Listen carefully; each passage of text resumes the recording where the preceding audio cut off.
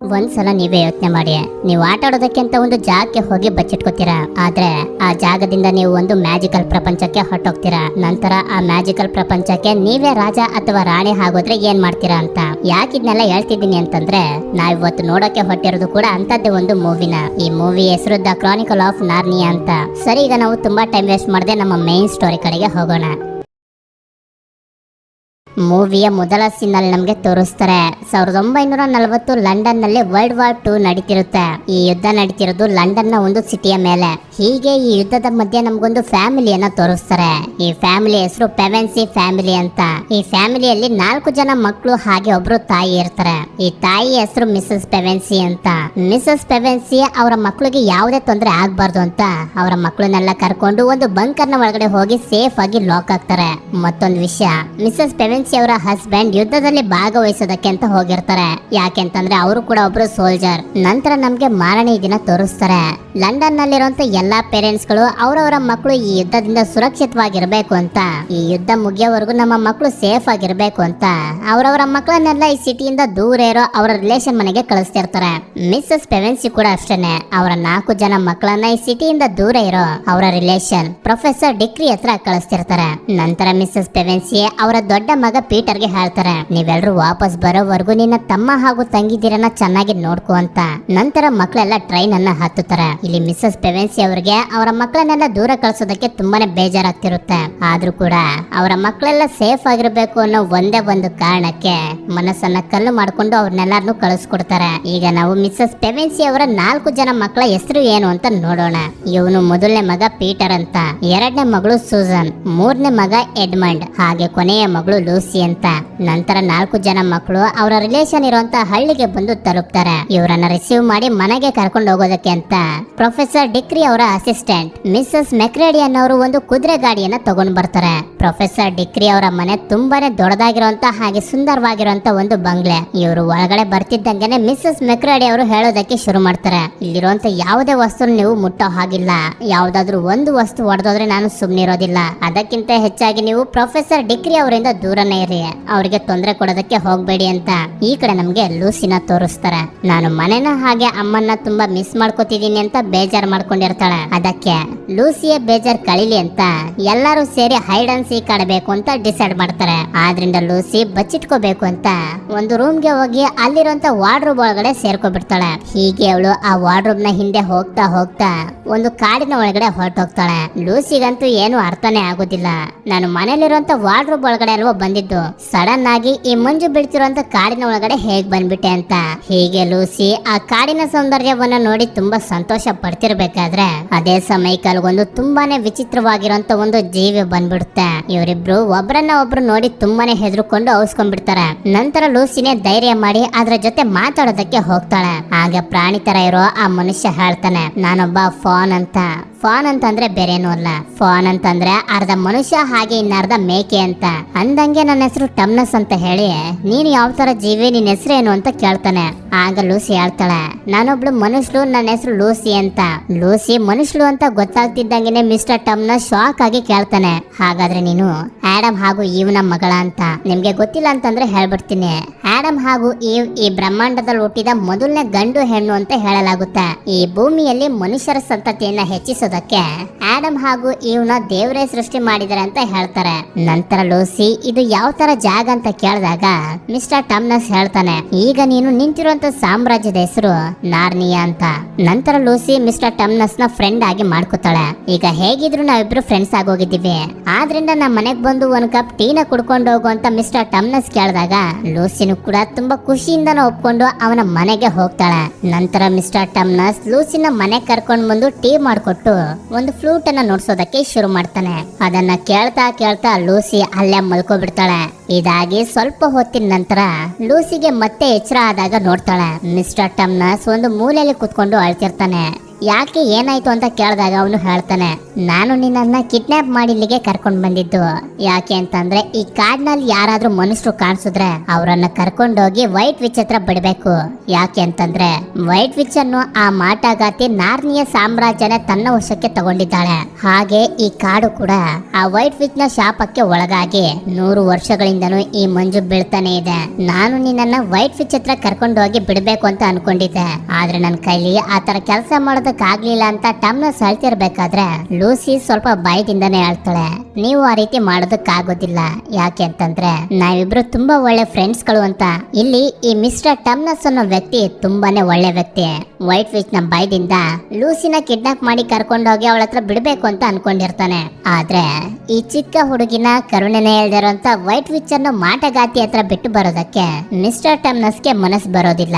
White which ಗೆ ಮನುಷ್ಯರು ಯಾಕೆ ಬೇಕು ಅನ್ನೋದು ನಮ್ಗೆ ಇನ್ನು ಸ್ವಲ್ಪ ಹೊತ್ತಲ್ಲೇ ಗೊತ್ತಾಗುತ್ತೆ.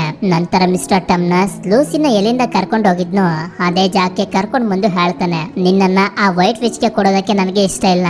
ನೀನು ಎಲ್ಲಿಂದ ಬಂದಿದ್ಯೋ ವಾಪಸ್ ಅಲ್ಲಿಗೆ ನಿನ್ ಮನೆಗೆ ಹೊರಟೋಗು ಅಂತ ಹೇಳಿ ಮಿಸ್ಟರ್ ಟಮ್ನಸ್ ಅವನ ಮನೆಗೆ ಹೋಗ್ತಾನೆ. ಲೂಸಿನೂ ಕೂಡ ಮತ್ತೆ ಆ ವಾರ್ಡ್ರೋಬ್ ಇಂದ ಮನೆಗೆ ಬರ್ತಾಳೆ.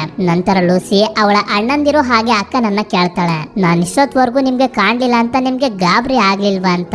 ಆಗ ಅವ್ರೆಲ್ರು ಹೇಳ್ತಾರೆ, ನೀನು ಬಚ್ಚಿಟ್ಕೊಂಡು ಸರಿಯಾಗಿ 10 ಸೆಕೆಂಡ್ ಆಗ್ಲಿಲ್ಲ, ಆಗ್ಲೇ ಹೊರಗಡೆ ಬಂದಿದ್ಯಾ ಅಂತ. ಅಂದ್ರೆ ಲೂಸಿ ವಾರ್ಡ್ರೋಬ್ ನ ಒಳಗಡೆ ಯಾವ ಸಮಯಕ್ಕೆ ಹೋಗಿದ್ಲು ವಾಪಸ್ ಅದೇ ಸಮಯಕ್ಕೆ ಬಂದಿರ್ತಾಳೆ. ಆದ್ರೆ ಲೂಸಿ ಆ ಮ್ಯಾಜಿಕಲ್ ಪ್ರಪಂಚ ನಾರ್ನಿಯಾದಲ್ಲಿ ಹತ್ರ 1 ದಿನ ಕಾಲನ ಕಳೆದಿರ್ತಾಳೆ. ನಂತರ ಅವಳು ಅವರೆಲ್ರಿಗೂ ಹೇಳ್ತಾಳೆ, ನಾನು ಈ ವಾರ್ಡ್ರೋಬ್ ನಿಂದ ಬೇರೆ ಪ್ರಪಂಚಕ್ಕೆ ಹೋಗಿದ್ದೆ. ಆ ಪ್ರಪಂಚದಲ್ಲಿ ಮಿಸ್ಟರ್ ಟಮ್ನಸ್ ಅನ್ನೋ ಒಂದು ಫಾನ್ ಕೂಡ ಮೀಟ್ ಆಗಿದ್ದೆ ಅಂತ. ಆದ್ರೆ ಇವಳ ಮಾತನ್ನ ಅವಳ ಅಣ್ಣಂದಿರು ಹಾಗೆ ಅಕ್ಕ ನಂಬೋದಿಲ್ಲ. ಯಾಕೆ ಅಂತಂದ್ರೆ ಇವಳಿನ್ನು ಚಿಕ್ಕ ಹುಡುಗಿ ಏನೇನು ಇಮ್ಯಾಜಿನ್ ಮಾಡ್ಕೊಂಡು ಹೇಳ್ತಿದ್ದಾಳೆ ಅಂತ. ಇದರಿಂದ ಲೂಸಿಗಂತೂ ತುಂಬಾನೇ ಬೇಜಾರಾಗೋಗುತ್ತೆ. ನಂತರ ರಾತ್ರಿ ಎಲ್ಲರೂ ಮಲಗಿರ್ಬೇಕಾದ್ರೆ ಲೂಸಿ ಮತ್ತೆ ಆ ನಾರ್ನಿಯ ಪ್ರಪಂಚಕ್ಕೆ ಹೋಗ್ತಾಳೆ. ಆದ್ರೆ ಈ ಸಲ ಅವಳ ಹಿಂದೆನೆ ಅವಳ 2ನೇ ಅಣ್ಣ ಎಡ್ಮಂಡ್ ಕೂಡ ಅವಳನ್ನ ಫಾಲೋ ಮಾಡ್ಕೊಂಡು ಹೋಗ್ತಾನೆ. ಹೀಗೆ ಅವನು ಆ ವಾರ್ಡ್ರೋಬ್ ನ ಒಳಗಡೆ ಮುಂದೆ ಬಂದಾಗ ಅವನಿಗೆ ಗೊತ್ತಾಗುತ್ತೆ ಲೂಸಿ ಹೇಳ್ತಿದ್ದು ಸುಳ್ಳಲ್ಲ, ಅವಳು ನಿಜನೇ ಹೇಳ್ತಿದ್ಲು ಅಂತ. ಅದೇ ಸಮಯಕ್ಕೆ ಅಲ್ಲಿಗೊಂದು ಕುದುರೆ ಗಾಡಿ ಬರುತ್ತೆ. ಆ ಕುದುರೆ ಗಾಡಿಲಿರೋದು ಬೇರೆ ಯಾರು ಅಲ್ಲ, ಕರುಣೆನೇ ಇಲ್ದೇ ಇರೋಂತ ಆ ಮಾಟಗಾತಿ ವೈಟ್ ವಿಚ್ ಎಡ್ಮಂಡ್ ಹತ್ರ ರಫ್ ಆಗಿ ಬಿಹೇವ್ ಮಾಡೋದಕ್ಕೆ ಹೋಗೋದಿಲ್ಲ. ಅವಳ ಮ್ಯಾಜಿಕ್ ನಿಂದ ತುಂಬಾ ತರದ ತಿಂಡಿಗಳನ್ನ ಕ್ರಿಯೇಟ್ ಮಾಡಿ ಅವನಿಗೆ ಕೊಟ್ಟು ಕೇಳ್ತಾಳೆ, ನೀನ್ ಇಲ್ಲಿಗೆ ಹೇಗ್ ಬಂದೆ, ನೀನ್ ಒಬ್ನೇ ಬಂದಿದ್ಯಾ ಅಥವಾ ನಿನ್ನ ಅಣ್ಣ ತಂಗಿ ಯಾರಾದ್ರೂ ಬಂದಿದಾರ ಅಂತ. ಹಾಗೆ ಎಡ್ಮಂಡ್ ಹೇಳ್ತಾನೆ, ನಾನು ನನ್ನ ತಂಗಿನ ಹುಡ್ಕೊಂಡು ಇಲ್ಲಿಗೆ ಬಂದೆ. ಅವಳು ಇಲ್ಲಿಗೆ ಮಿಸ್ಟರ್ ಟಮ್ನಸ್ ಅನ್ನೋ ಯಾವುದೋ ಒಂದು ಫೋನ್ ನ ಮೀಟ್ ಮಾಡೋದಕ್ಕೆ ಬಂದಿದ್ದಾಳೆ ಅಂತ ಅಂದಾಗ ವೈಟ್ ವಿಚ್ ತುಂಬಾ ಯೋಚನೆ ಮಾಡಿ ಅವನಿಗೆ ಹೇಳ್ತಾಳೆ, ನಿನ್ನ ಅಣ್ಣ ತಂಗಿ ಯಾರ್ಯಾರೆಲ್ಲ ಇದ್ದಾರೋ ಅವ್ರನ್ನೆಲ್ಲ ಕರ್ಕೊಂಡು ನನ್ನ ಹತ್ರ ಬಾ, ನಿನ್ಗೆ ಕೊಟ್ಟಂಗೆ ಅವ್ರಿಗೂ ಕೂಡ ತುಂಬಾ ತಿಂಡಿಗಳನ್ನೆಲ್ಲ ಕೊಡ್ತೀನಿ ಅಂತ ಅಂದಾಗ ಅದಕ್ಕೆ ಎಡ್ಮಂಡ್ ಕೂಡ ತುಂಬಾ ಖುಷಿಯಿಂದಾನೆ ಒಪ್ಕೋತಾನೆ. ಅದಕ್ಕೆ ವೈಟ್ ವಿಚ್ ಅವನನ್ನ ಅಲ್ಲೇ ಬಿಟ್ಟು ಅವಳ ಅರಮನೆಯ ಕಡೆಗೆ ಹೋಗ್ತಾಳೆ. ಅದೇ ಸಮಯಕ್ಕೆ ಲೂಸಿನೂ ಕೂಡ ಮಿಸ್ಟರ್ ಟಮ್ನಸ್ ನ ಮೀಟ್ ಮಾಡ್ಕೊಂಡು ವಾಪಸ್ ಬರ್ತಾಳೆ. ಅಲ್ಲಿ ಅವಳು ಎಡ್ಮಂಡ್ ನ ನೋಡಿ ತುಂಬಾನೇ ಸಂತೋಷ ಪಡ್ತಾಳೆ. ನಂತರ ಸರಿ ಅಂತ ಹೇಳಿ ಇವರಿಬ್ರು ಮನೆಗ್ ಬರ್ತಾರೆ. ಮನೆಗ್ ಬಂದ್ಮೇಲೆ ಲೂಸಿ ನಾರ್ನಿಯಾದ ಬಗ್ಗೆ ಪೀಟರ್ ಹಾಗೂ ಸೂಸನ್ ಗೆ ಹೇಳ್ತಾಳೆ. ಅವರಿಬ್ರು ಅದನ್ನ ಒಪ್ತಾ ಇದ್ದಾಗ ಬೇಕಾದ್ರೆ ನೀವು ಎಡ್ಮಂಡ್ ನ ಕೇಳಿ ಅಂತ ಹೇಳ್ತಾಳೆ. ಸರಿ ಅಂತ ಈ ವಿಷಯದ ಬಗ್ಗೆ ಎಡ್ಮಂಡ್ ನ ಕೇಳಿದಾಗ ಅವನು ಹೇಳ್ತಾನೆ, ಲೂಸಿ ಇನ್ನು ಚಿಕ್ಕ ಹುಡುಗಿ, ಅವಳು ಇಮ್ಯಾಜಿನ್ ಮಾಡ್ಕೊಂಡು ಏನೇನು ಹೇಳ್ತಿದ್ದಾಳೆ ಅದನ್ನೆಲ್ಲ ನಂಬೋದಕ್ಕೆ ಹೋಗ್ಬೇಡಿ ಅಂತ. ಇದರಿಂದ ಲೂಸಿಗಂತೂ ತುಂಬಾನೇ ಬೇಜಾರಾಗೋಗುತ್ತೆ. ಆದ್ರಿಂದ ಅವಳು ಪ್ರೊಫೆಸರ್ ಡಿಕ್ರಿ ಹತ್ರ ಬಂದು ಅವರನ್ನ ತಪ್ಕೊಬಿಡ್ತಾಳೆ. ನಂತರ ಪೀಟರ್ ಹಾಗೂ ಸೂಸನ್ ನ ಕರೆದು ಪ್ರೊಫೆಸರ್ ಡಿಕ್ರಿ ಕೇಳ್ತಾರೆ ಏನಾಯ್ತು ಅಂತ. ಆಗ ಇವರು ಕೂಡ ಹೇಳ್ತಾರೆ, ಲೂಸಿ ಮೇಲ್ಗಡೆ ರೂಮ್ ನಲ್ಲಿರುವಂತ ವಾರ್ಡ್ರೋಬ್ ನಿಂದ ಯಾವ್ದು ನಾರ್ನಿಯಾ ಅನ್ನೋ ಪ್ರಪಂಚಕ್ಕೆ ಹೋಗಿದ್ಲು ಅಂತ ಹೇಳ್ತಿದ್ದಾಳೆ. ಈ ತರ ಮಾತುಗಳನ್ನೆಲ್ಲ ನಾವು ಹೇಗ್ ನಂಬೋದು ಅಂತ. ಆಗ ಅವರು ಹೇಳ್ತಾರೆ, ಲೂಸಿ ನಿಮ್ಮ ತಂಗಿ, ನಿಮ್ಮ ಫ್ಯಾಮಿಲಿ ಅವರು, ಅವಳನ್ನ ನಮ್ದೆ ಇನ್ಯಾರನ್ನ ನಂಬ್ತೀರಾ ಅಂತ. ನಂತರ ಮಾರನೇ ದಿನ ಇವರೆಲ್ಲರೂ ಕ್ರಿಕೆಟ್ ಅನ್ನ ಆಡ್ತಿರ್ತಾರೆ. ಹೀಗೆ ಇವರು ಆಟ ಆಡ್ತಿರ್ಬೇಕಾದ್ರೆ ಬಾಲ್ ಹೋಗಿ ಮನೆಯ ಕಿಟಕಿ ಗಾಜನ್ನ ಹೊಡೆದಾಕ್ಬಿಡುತ್ತೆ. ಆ ಶಬ್ದನ ಕೇಳಿ ಮಿಸಸ್ ಮಿಕ್ರೆಡಿ ಕೂಗಾಡ್ಕೊಂಡು ಬರ್ತಿರ್ತಾರೆ. ಅವರಿಂದ ತಪ್ಪಿಸ್ಕೋಬೇಕು ಅಂತ ಎಲ್ರು ಅದೇ ವಾರ್ಡ್ರೋಬ್ ನ ಒಳಗಡೆ ಹೋಗ್ತಾರೆ. ಹೀಗೆ ಅವರು ಅಲ್ಲಿ ಮುಂದೆ ಬಂದಾಗ ಪೀಟರ್ ಹಾಗೂ ಸೂಸನ್ ಗೆ ಗೊತ್ತಾಗುತ್ತೆ ನಾವು ಲೂಸಿಯ ಮಾತನ್ನ ನಮ್ದೆ ಎಂತ ದೊಡ್ಡ ತಪ್ಪನ್ನ ಮಾಡ್ಬಿಟ್ಟಿದೀವಿ ಅಂತ. ಆದ್ರಿಂದ ಇವರಿಬ್ರು ಕೂಡ ಲೂಸಿಗೆ ಸಾರಿಯನ್ನ ಕೇಳ್ತಾರೆ. ಈ ವಿಷಯ ಗೊತ್ತಿದ್ರು ಕೂಡ ನಮ್ಗೆ ಸರಿಯಾಗಿ ಹೇಳಿಲ್ಲ ಅಂತ ಎಡ್ಮಂಡ್ ಗೆ ಬೈತಾರೆ. ನಂತರ ಲೂಸಿ ನಿಮ್ನೆಲ್ಲರನ್ನು ಮಿಸ್ಟರ್ ಟಮ್ನಸ್ ಹತ್ರ ಮೀಟ್ ಮಾಡಿಸ್ತೀನಿ ಅಂತ ಹೇಳಿ ಮಿಸ್ಟರ್ ಟಮ್ನಸ್ ನ ಮನೆ ಕರ್ಕೊಂಡ್ ಬರ್ತಾಳೆ. ಆದ್ರೆ ಆ ಮನೇಲಿ ನೋಡಿದ್ರೆ ಮನೆಯ ಸಾಮಾನುಗಳೆಲ್ಲ ಬಿದ್ದೋಗಿರ್ತವೆ. ಈ ದೃಶ್ಯನ ಯಾರೇ ನೋಡಿದ್ರು ಅವ್ರಿಗೆ ಆರಾಮಾಗಿ ಗೊತ್ತಾಗೋಗುತ್ತೆ ಈ ಮನೇಲಿ ಒಂದು ದೊಡ್ಡ ಜಗಳನೆ ನಡೆದಿದೆ ಅಂತ. ನಂತರ ಅಲ್ಲಿದ್ದಂತ ಒಂದು ಲೆಟರ್ ನಿಂದ ಇವರೆಲ್ಲರಿಗೂ ಗೊತ್ತಾಗುತ್ತೆ ನಂಬಿಕೆ ದ್ರೋಹ ಮಾಡಿದ್ದಾನೆ ಅಂತ ಮಿಸ್ಟರ್ ಟಮ್ನಸ್ ನ ವೈಟ್ ವಿಚ್ ಅರೆಸ್ಟ್ ಮಾಡಿ ಕರ್ಕೊಂಡು ಹೋಗಿದ್ದಾಳೆ ಅಂತ. ಎಲ್ಲರೂ ಆ ಮನೆಯಿಂದ ಹೊರ ಹೊರಗಡೆ ಬಂದಾಗ ಬೀವರ್ ಅನ್ನೋ ಒಂದು ಪ್ರಾಣಿ ಅಲ್ಲಿಗೆ ಬಂದು ಅವರಿಗೆಲ್ಲರಿಗೂ ಹೇಳುತ್ತೆ. ಲೂಸಿನ ನೋಡಿದ್ರು ವೈಟ್ ವಿಚ್ ಗೆ ಒಪ್ಪಿಸ್ಲಿಲ್ಲ ಅಂತ ಮಿಸ್ಟರ್ ಟಮ್ನಸ್ ಗೆ ವೈಟ್ ವಿಚ್ ಚೆನ್ನಾಗಿ ಹೊಡ್ಸಿ ಅವನನ್ನ ಅರೆಸ್ಟ್ ಮಾಡಿ ಕರ್ಕೊಂಡು ಹೋಗಿದ್ದಾಳೆ ಅಂತ.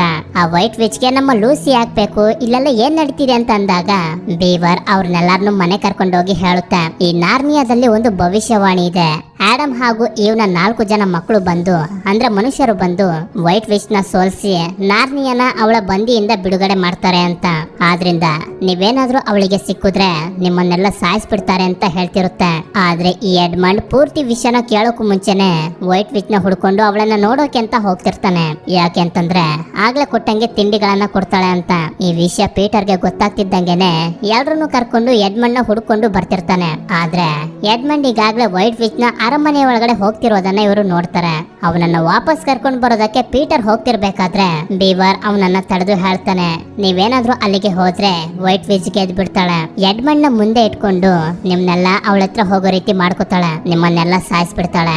ನಿಮ್ಮ ತಮ್ಮನನ್ನ ಕಾಪಾಡ್ಬೇಕು ಅಂತಂದ್ರೆ ಅದು ಅಸ್ಲಾನಿಂದ ಮಾತ್ರ ಸಾಧ್ಯ ಅಂತ ಹೇಳಿದಾಗ ಈ ಅಸ್ಲಾನ್ ಯಾರು, ಅವನ ಹತ್ರ ನಮ್ಮನ್ನ ಕರ್ಕೊಂಡು ಹೋಗು ಅಂತ ಪೀಟರ್ ಬೀವರ್ಗೆ ಹೇಳ್ತಾನೆ. ಎಡ್ಮಂಡ್ ವೈಟ್ ವಿಚ್ ಹತ್ರ ಹೋದಾಗ ಅವಳ ನಿಜವಾದ ಮುಖ ಅವನಿಗೆ ಅಲ್ಲಿ ಗೊತ್ತಾಗುತ್ತೆ. ನಿನ್ನ ಅಣ್ಣ ತಂಗಿಯರ್ನೆಲ್ಲ ಕರ್ಕೊಂಡ್ ಬಾ ಅಂತ ಹೇಳಿದ್ನಲ್ಲ, ಎಲ್ ಕರ್ಕೊಂಡ್ ಬಂದಿದ್ಯಾ? ಕೊಟ್ಟಿದ್ದ ಒಂದು ಸಣ್ಣ ಕೆಲಸನೂ ಕೂಡ ನಿನ್ ಕೈಲಿ ಮಾಡೋದಕ್ಕಾಗ್ಲಿಲ್ಲ ಅಂತ ಬೈತಿರ್ಬೇಕಾದ್ರೆ ಎಡ್ಮಂಡ್ ಅವಳಿಗೆ ಹೇಳ್ತಾನೆ, ಇಲ್ಲ ನಾನು ಅವ್ರನ್ನೆಲ್ಲಾರು ಕರ್ಕೊಂಡ್ ಬಂದಿದ್ದೀನಿ, ಅವ್ರೀಗ ಬೀವರ್ಸ್ ಗಳ ಮನೇಲಿದ್ದಾರೆ ಅಂತ.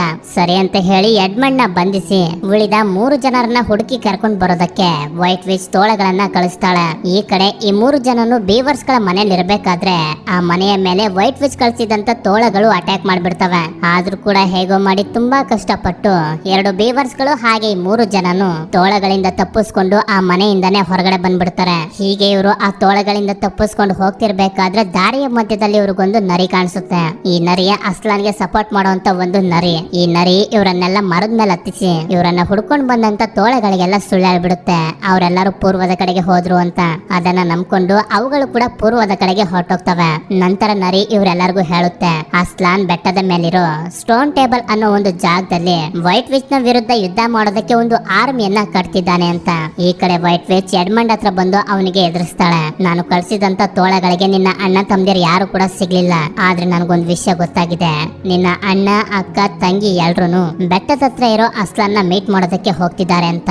ನಡಿ ನಾವು ಕೂಡ ಅಲ್ಲಿಗೆ ಹೋಗ್ಬೇಕು ಅಂತ ಎಡ್ಮಂಡ್ ನ ಕರ್ಕೊಂಡು ಅಸ್ಲಾನ್ ಇರೋಂತ ಜಾಗದ ಹತ್ರ ಹೋಗೋದಕ್ಕೆ ಎಲ್ಲಾ ತಯಾರಿನೂ ಮಾಡ್ಕೊತಿರ್ತಾಳೆ. ಈ ಕಡೆ ಈ 5 ಜನನು ಅಸ್ಲಾನ್ ನ ಹುಡ್ಕೊಂಡು ಆ ಬೆಟ್ಟದ ಹತ್ರ ಹೋಗ್ತಿರ್ಬೇಕಾದ್ರೆ ಜಿಂಕೆಗಳು ಕಟ್ಟಿರುವಂತ ಗಾಡಿಯಿಂದ ಯಾರೋ ಇವರನ್ನ ಫಾಲೋ ಮಾಡ್ತಿರೋದು ಇವರಿಗೆ ಗೊತ್ತಾಗುತ್ತೆ. ವೈಟ್ ವಿಚ್ ನಮ್ಮನ್ನ ಫಾಲೋ ಮಾಡ್ತಿದ್ದಾಳೆ ಅಂತ ಇವ್ರು ಎಲ್ಲೂ ಕೂಡ ನಿಂತ್ಕೊಳ್ದಂಗೆ ಓಡೋದಕ್ಕೆ ಶುರು ಮಾಡ್ತಾರೆ. ಆದ್ರೆ ಸ್ವಲ್ಪ ಹೊತ್ತಿನ ನಂತರ ಇವ್ರಿಗೆ ಗೊತ್ತಾಗುತ್ತೆ ಫಾಲೋ ಮಾಡ್ತಿದ್ದು ವೈಟ್ ವಿಚ್ ಅಲ್ಲ, ಬದಲಾಗಿ ಸ್ಯಾಂಟಾ ಕ್ಲಾಸ್ ಅಂತ. ಸ್ಯಾಂಟಾ ಕ್ಲಾಸ್ ಈ 3 ಜನರಿಗೂ ಹೇಳ್ತಾನೆ, ವೈಟ್ ವಿಚ್ ನಾರ್ನಿಯಾನ ತನ್ನ ವಶಕ್ಕೆ ತಗೊಂಡು 100 ವರ್ಷಗಳಾಯ್ತು. ಈ 100 ವರ್ಷಗಳಿಂದನೂ ನಾರ್ನಿಯಾದಲ್ಲಿ ಕ್ರಿಸ್ಮಸ್ ಅನ್ನ ಸೆಲೆಬ್ರೇಟ್ ಮಾಡೇ ಇಲ್ಲ. ಆದ್ರೆ ಈ ಸಲ ನೀವು ಬಂದಿದ್ದೀರಾ, ಈ ವರ್ಷ ನಾವು ಕ್ರಿಸ್ಮಸ್ ಅನ್ನ ಸೆಲೆಬ್ರೇಟ್ ಮಾಡೇ ಮಾಡ್ತೀವಿ ಅನ್ನೋ ನಂಬಿಕೆ ನನಗಿದೆ ಅಂತ ಹೇಳಿ ಅವನ ಬ್ಯಾಗ್ ನಿಂದ ಒಂದು ಗಿಫ್ಟ್ ಅನ್ನ ತೆಗೆದು ಲೂಸಿಗೆ ಕೊಟ್ಟು ಹೇಳ್ತಾನೆ, ಈ ಬಾಟಲ್ ನಲ್ಲಿ ಫೈರ್ ಫ್ಲವರ್ ನ ಜ್ಯೂಸ್ ಇದೆ. ಈ ಜ್ಯೂಸ್ ನ ಒಂದೇ ಒಂದು ಹನಿ ಯಾರ ಗಾಯನ ಬೇಕಾದ್ರೂ ವಾಸಿ ಮಾಡುತ್ತೆ, ಹಾಗೆ ಯಾವುದೇ ತರದ ರೋಗನ ಬೇಕಾದ್ರೂ ವಾಸಿ ಮಾಡಬಹುದು ಅಂತ ಹೇಳಿ ಆ ಬಾಟಲ್ ಅನ್ನ ಲೂಸಿಗೆ ಕೊಡ್ತಾನೆ. ಹಾಗೆ ಲೂಸಿಗೆ ಬಿಲ್ಲು ಬಾಣನ ಕೊಡ್ತಾನೆ. ನಂತರ ಕೊನೆಯದಾಗಿ ಪೀಟರ್ಗೆ ಒಂದು ಖಡ್ಗ ಹಾಗೆ ಶೀಲ್ಡ್ ಅನ್ನ ಕೊಡ್ತಾನೆ. ಇದನ್ನೆಲ್ಲ ಸ್ಯಾಂಟಾ ಇವ್ರಿಗೆ ಯಾಕೆ ಕೊಡ್ತಿದ್ದಾನೆ ಅಂತಂದ್ರೆ ಈಗ ವೈಟ್ ಫಿಶ್ ನ ವಿರುದ್ಧ ಮಾಡುವಂತ ಯುದ್ಧದಲ್ಲಿ ಸಹಾಯ ಆಗ್ಲಿ ಅಂತ. ಸರಿ ಅಂತ ಹೇಳಿ ಹೀಗೆ ಇವರೆಲ್ಲ ಮುಂದೆ ಬರ್ತಿರ್ಬೇಕಾದ್ರೆ ಅಲ್ಲಿಗೆ ವೈಟ್ ಫಿಶ್ ಕಳ್ಸಿದಂತ ತೋಳಗಳು ಬಂದು ಇವರನ್ನ ಸುತ್ತುವರೆದು ಹೇಳ್ತವೆ, ನಾವ್ ಹೇಳೋದನ್ನ ಕೇಳಿ, ಎಡ್ಮಂಡ್ ನ ಕರ್ಕೊಂಡು ಈ ಜಾಗದಿಂದ ನೀವು ಹೊರಟೋದ್ರೆ ನಿಮ್ಮ ಪ್ರಾಣಗಳೆಲ್ಲ ಉಳಿಯುತ್ತೆ, ಇಲ್ಲ ಅಂತಂದ್ರೆ ನಾರ್ನಿಯಾದ ಪ್ರಾಣಿಗಳ ಜೊತೆ ಸೇರಿಕೊಂಡು ಯುದ್ಧ ಗಿದ್ದ ಅಂತ ಏನಾದ್ರು ಹೋದ್ರೆ ನಿಮ್ಮ ಕತೆನ ಇಲ್ಲೇ ಈಗ್ಲೇ ಮುಗಿಸ್ಬಿಡ್ತೀವಿ ಅಂತ. ಹೀಗೆ ಇವರು ಮಾತಾಡ್ತಿರ್ಬೇಕಾದ್ರೆ ಆ ಜಾಗದಲ್ಲಿದ್ದಂತ ಮಂಜು ಹೊಡೆದು ನರಿಗಳ ಮೇಲೆ ಬಿದ್ದೋಗುತ್ತೆ. ಈ ಮಂಜಿನಿಂದ ಎಲ್ರು ಕೂಡ ನದಿಯ ಒಳಗಡೆ ಬಿದ್ದೋಗ್ತಾರೆ. ನಂತರ ಹೇಗೋ ಮಾಡಿ ತುಂಬಾ ಕಷ್ಟಪಟ್ಟು ಪೀಟರ್, ಸೂಸನ್, ಲೂಸಿ ಹಾಗೆ ಬೀವರ್ಸ್ ಗಳೆಲ್ಲ ತಮ್ಮ ಪ್ರಾಣನ ಕಾಪಾಡಿಕೊಂಡು ನದಿಯಿಂದ ಹೊರಗಡೆ ಬರ್ತಾರೆ. ನಂತರ ತುಂಬಾ ಹೊತ್ತು ಟ್ರಾವೆಲ್ ಮಾಡಿದ್ಮೇಲೆ ಇವರೆಲ್ಲರೂ ಅಸ್ಲಾನ್ ಇರುವಂತ ಜಾಗಕ್ಕೆ ಬಂದು ತಲುಪ್ತಾರೆ. ಅಸ್ಲಾನ್ ವೈಟ್ ವಿಚ್ ನ ವಿರುದ್ಧ ಯುದ್ಧ ಮಾಡೋದಕ್ಕೆ ಒಂದು ಆರ್ಮಿಯನ್ನ ತಯಾರು ಮಾಡ್ತಿರ್ತಾನೆ. ನಾವು ಅಸ್ಲಾನ್ ನ ಮೀಟ್ ಮಾಡ್ಬೇಕು ಅಂತ ಪೀಟರ್ ಹೇಳಿದಾಗ ಅವರ ಮುಂದೆ ಅಸ್ಲಾನ್ ಬರ್ತಾನೆ.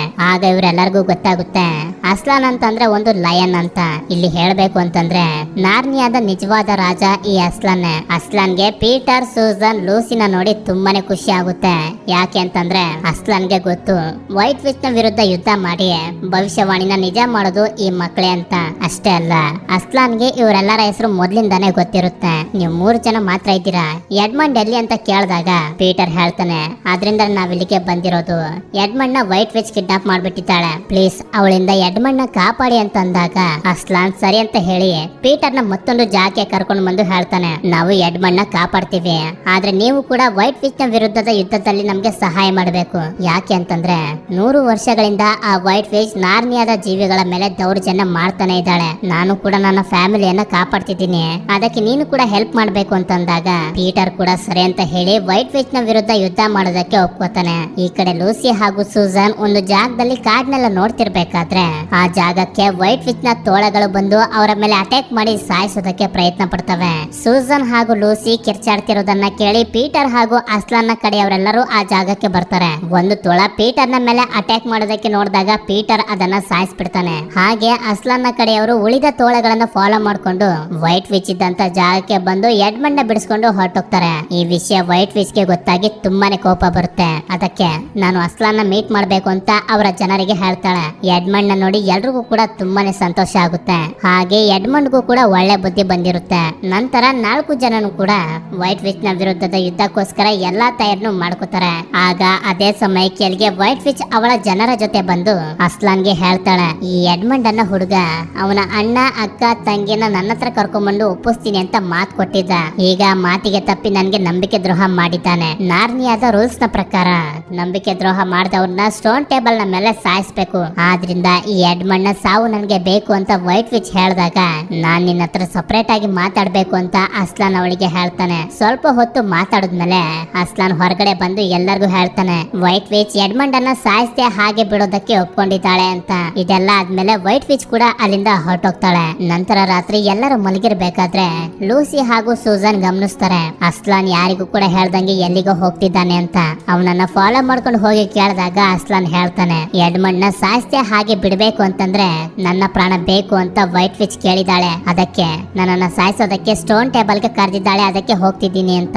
ಇದರಿಂದ ಲೂಸಿ ಹಾಗೂ ಸೂಸನ್ ಗೆ ತುಂಬಾನೇ ಬೇಜಾರಾಗುತ್ತೆ. ಹೋಗ್ಬೇಡ ಅಂತ ತಡಿತಾರೆ. ಆದ್ರೆ ಕೊಟ್ಟ ಮಾತನ್ನ ಹಿಂದಕ್ಕೆ ತಗೊಳ್ಳೋದಕ್ಕೆ ಅಸ್ಲಾನ್ಗೆ ಇಷ್ಟ ಇರೋದಿಲ್ಲ. ಆದ್ರಿಂದ ಸ್ಟೋನ್ ಟೇಬಲ್ ಅನ್ನೋ ಜಾಗಕ್ಕೆ ಹೋಗ್ತಾನೆ. ಲೂಸಿ ಹಾಗೂ ಸೂಸನ್ ಒಂದು ಮರದ ಮೇಲೆ ಕುತ್ಕೊಂಡು ದೂರದಿಂದ ನೋಡ್ತಿರ್ತಾರೆ. ಅಸ್ಲಾನ್ ನ ಕಟಾಕಿ ಸ್ಟೋನ್ ಟೇಬಲ್ ಅನ್ನೋ ಮ್ಯಾಜಿಕಲ್ ಕಲ್ನ ಮೇಲೆ ಅವನನ್ನ ಸಾಯಿಸ್ಬಿಡ್ತಾರೆ. ಇದನ್ನ ನೋಡಿ ಇವರಿಬ್ರಿಗಂತೂ ತುಂಬಾನೇ ದುಃಖ ಆಗೋಗುತ್ತೆ. ಹಾಗೆ ವೈಟ್ ವಿಚ್ ಅವಳ ಜನರಿಗೆ ಹೇಳ್ತಾಳೆ, ಯುದ್ಧಕ್ಕೆ ಎಲ್ಲಾ ತಯಾರನ್ನು ಮಾಡ್ಕೊಳ್ಳಿ ಅಂತ.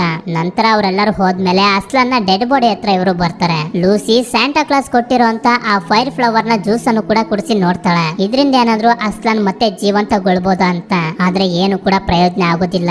ಯಾಕೆ ಅಂತಂದ್ರೆ ಈ ಜ್ಯೂಸ್ಗೆ ಗಾಯಗಳನ್ನ ಹಾಗೆ ರೋಗಗಳನ್ನ ವಾಸಿ ಮಾಡುವಂತ ಶಕ್ತಿ ಮಾತ್ರ ಇರೋದು. ಈ ವಿಷಯನ ಪೀಟರ್ ಹಾಗೂ ಎಡ್ಮಂಡ್ ಗೆ ತಿಳಿಸ್ಬೇಕು ಅಂತ ಮರದ ಮ್ಯಾಜಿಕಲ್ ಹೂಗಳಿಂದ ಒಂದು ಮೆಸೇಜ್ ಅನ್ನ ಕಳಿಸ್ತಾರೆ. ಆ ಹೂಗಳು ಪೀಟರ್ ಹಾಗೂ ಎಡ್ಮಂಡ್ ಹತ್ರ ಬಂದು ಹೇಳ್ತವೆ, ವೈಟ್ ವಿಚ್ ಅಸ್ಲಾನ್ ನ ಸಾಯಿಸ್ಬಿಟ್ಟು ಯುದ್ಧಕ್ಕೋಸ್ಕರ ಬರ್ತಿದ್ದಾಳೆ ಅಂತ.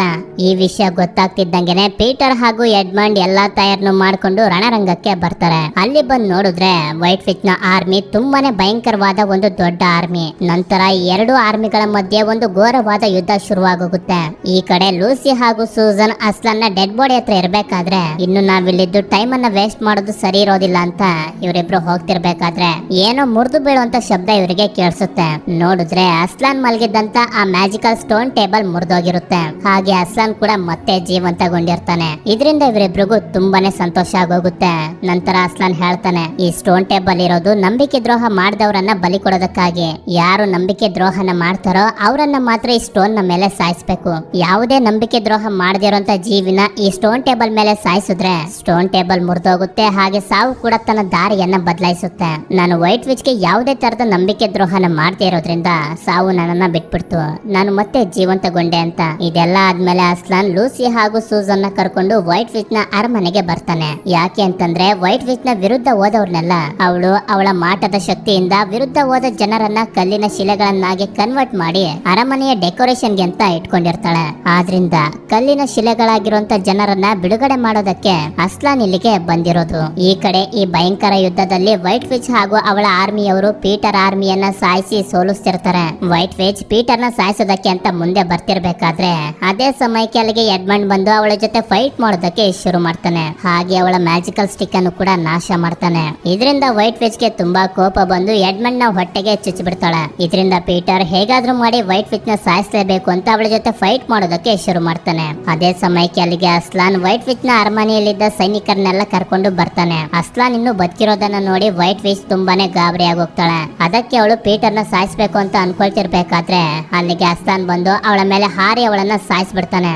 ಇಲ್ಲಿಗೆ ಈ ಘೋರವಾದ ಯುದ್ಧನೂ ಕೂಡ ಮುಗ್ದೋಗುತ್ತೆ. ವೈಟ್ ವಿಚ್ ಹೊಟ್ಟೆಗೆ ಚುಚ್ಚಿರೋದ್ರಿಂದ ಎಡ್ಮಂಡ್ ಸಾಯುವಂತ ಸ್ಟೇಜ್ ನಲ್ಲಿ ಇರ್ತಾನೆ. ಆಗ ಅಲ್ಲಿಗೆ ಲೂಸಿ ಬಂದು ಸ್ಯಾಂಟಾ ಕ್ಲಾಸ್ ಕೊಟ್ಟಿದ್ದಂತ ಫೈರ್ ಫ್ಲವರ್ ಜ್ಯೂಸ್ ಅನ್ನ ಅವನ ಬಾಯಿಗೆ ಒಂದು ಹನಿಯನ್ನ ಹಾಕ್ತಾಳೆ. ಇದರಿಂದ ಎಡ್ಮಂಡ್ ಬದುಕುತ್ತಾನೆ. ಲೂಸಿ ಆ ಜ್ಯೂಸ್ ಅನ್ನ ಯುದ್ಧದಲ್ಲಿ ಗಾಯಗೊಂಡಿರುವಂತ ಸೈನಿಕರಿಗೂ ಕೂಡ ಕುಡಿಸ್ತಾಳೆ. ಇದರಿಂದ ಗಾಯಗೊಂಡಿರೋರೆಲ್ಲ ಮತ್ತೆ ರಿಕವರ್ ಆಗ್ತಾರೆ. ನಂತರ ಈ ಮೂವಿಯ ಕೊನೆಯಲ್ಲಿ ತೋರಿಸ್ತಾರೆ ಅಸ್ಲಾನ್ ಹಾಗೂ ನಾರ್ನಿಯಾದ ಜನರೆಲ್ಲ ಪೀಟರ್, ಸೂಸನ್, ಎಡ್ಮಂಡ್, ಲೂಸಿನ ನಾರ್ನಿಯಾದ ರಾಜರಾಣಿಯರಾಗಿ ಸ್ವೀಕರಿಸ್ತಾರೆ. ಇದರಿಂದ ನಾರ್ನಿಯ ಸಾಮ್ರಾಜ್ಯ ತುಂಬಾನೇ ಸಂತೋಷವಾಗಿರುತ್ತೆ. ಹಾಗೆ ಎಲ್ಲ ಆದ್ಮೇಲೆ ಅಸ್ಲಾನ್ ಕೂಡ ಅಲ್ಲಿಂದ ದೂರ ಹೋಗ್ತಿರ್ತಾನೆ. ಯಾಕೆ ಅಂತಂದ್ರೆ ಅವನು ಮಾಡ್ಬೇಕಾಗಿರುವಂತ ಕೆಲಸ ಮುಗ್ದಿರುತ್ತೆ. ಪೀಟರ್, ಸೂಸನ್, ಎಡ್ಮಂಡ್, ಲೂಸಿ 4 ಜನನು ನಾರ್ನಿಯಾದಲ್ಲಿ ತುಂಬಾ ವರ್ಷಗಳ ಕಾಲ ಆಳ್ವಿಕೆಯನ್ನ ಮಾಡ್ತಾರೆ. ಈಗ ಇವರೆಲ್ಲ ವಯಸ್ಕರಾಗಿರ್ತಾರೆ. ಒಂದು ದಿನ ಇವರೆಲ್ಲ ಕಾಡಿನಲ್ಲಿ ಓಡಾಡ್ತಿರ್ಬೇಕಾದ್ರೆ ಇವರು ಯಾವ ದಾರಿಯಿಂದ ನಾರ್ನಿಯಾಗೆ ಬಂದಿದ್ರು ಆ ದಾರಿ ಇವರಿಗೆ ಕಾಣುತ್ತೆ. ಆದ್ರಿಂದ ಆ ದಾರಿ ಇನ್ನೂ ಕೂಡ ಇರ್ಬೋದಾ ಅಂತ ನೋಡಕ್ಕೆ ಹೋದಾಗ ಇವರೆಲ್ಲ ಯಾವ ಟೈಮ್ ನಲ್ಲಿ ನಾರ್ನಿಯಾಗೆ ಬಂದಿದ್ರು ಅದೇ ಟೈಮ್ ನಲ್ಲಿ ವಾಪಸ್ ಬರ್ತಾರೆ. ಅಂದ್ರೆ ಮತ್ತೆ ಚಿಕ್ಕ ಮಕ್ಕಳಾಗಿ ಅಲ್ಲಿಗೆ ಬಂದಿರ್ತಾರೆ. ಅಂದ್ರೆ ಇವರೆಲ್ಲ ನಾರ್ನಿಯಾದಲ್ಲಿ ಇರಬೇಕಾದ್ರೆ ಮಾಮೂಲಿ ಪ್ರಪಂಚದ ಟೈಮ್ ಇವರಿಗೆಲ್ಲ ಫ್ರೀಸ್ ಆಗ್ಬಿಟ್ಟಿತ್ತು ಅಂತ. ಅದೇ ಸಮಯಕ್ಕೆ ಅಲ್ಲಿಗೆ ಕಿಟಕಿ ಗಾಜನ್ನ ಹೊಡೆದಿದಂತ ಬಾಲ್ ಅನ್ನ ಹಿಡ್ಕೊಂಡು ಪ್ರೊಫೆಸರ್ ಡಿಕ್ರಿ ಬರ್ತಾರೆ. ನಮ್ ಜೊತೆ ಏನೇನೆಲ್ಲ ನಡೀತು ಅಂತ ನಿಮ್ಗೆ ಹೇಳಿದ್ರೆ ನೀವು ನಂಬೋದಿಲ್ಲ ಅಂತ ಅಂದಾಗ ಒಂದು ಸಲ ಹೇಳ್ ನೋಡಿ ಅಂತ ಪ್ರೊಫೆಸರ್ ಡಿಕ್ರಿ ಆಳ್ತಾನೆ. ಇಲ್ಲಿಗೆ ಈ ವಂಡರ್ಫುಲ್ ಆಗಿರುವಂತ ಮೂವಿ ಎಂಡ್ ಆಗುತ್ತೆ. ಈ ವಿಡಿಯೋ ಇಷ್ಟ ಆಗಿತ್ತು ಅಂತಂದ್ರೆ ಲೈಕ್ ಮಾಡಿ. ಈ ವಿಡಿಯೋ ಹೇಗೆ ಅನ್ನಿಸ್ತು ಅನ್ನೋದನ್ನ ಕಮೆಂಟ್ ಮಾಡಿ ನನಗೆ ತಿಳಿಸಿ. ಸಿಗೋಣ ಮತ್ತೊಂದು ವಿಡಿಯೋದಲ್ಲಿ.